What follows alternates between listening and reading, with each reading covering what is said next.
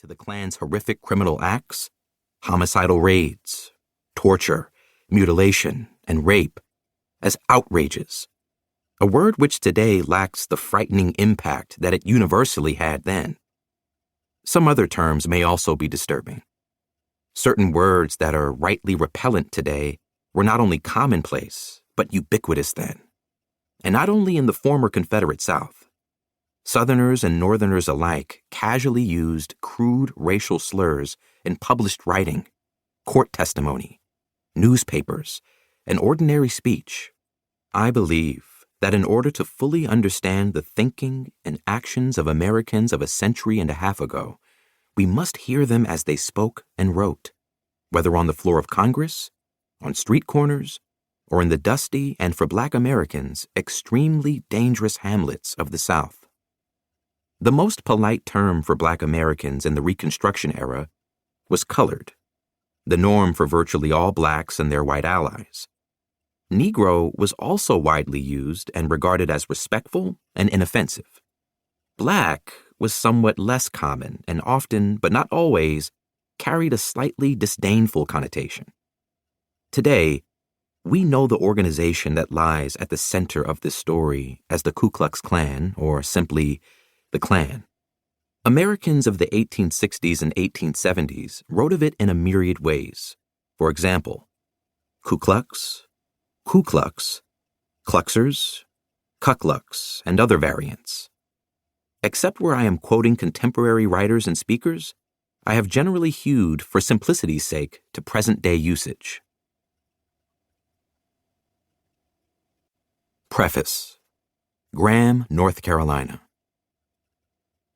About 11 p.m. on February 26, 1870, the nighttime silence was broken by wild howling and the pounding of horses moving fast through the drizzly mist.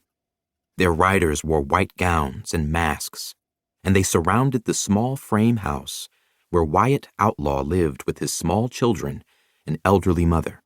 20 men burst into the house. His family name was an old and familiar one in Alamance County. They had great torches lighted. Jemima, Wyatt's mother, later told state officials. First they came and threw the cover all off of me. Then they said to me, "Where is Wyatt?" One says, "Say, say, say." There were two who had swords, and there were pistols. One said, "Cut her head off." And another said, "Blow her brains out." They went out of that room, and as they passed, one says to the other, "Let us set the house afire." And as they went around to the room, and I heard the little child cry, that is the baby, "Oh, Daddy, oh, Daddy," I ran and opened the door, and they were all around him, all around my son. He was putting on his pants, and I run back and got a stick and laid away as hard as I could.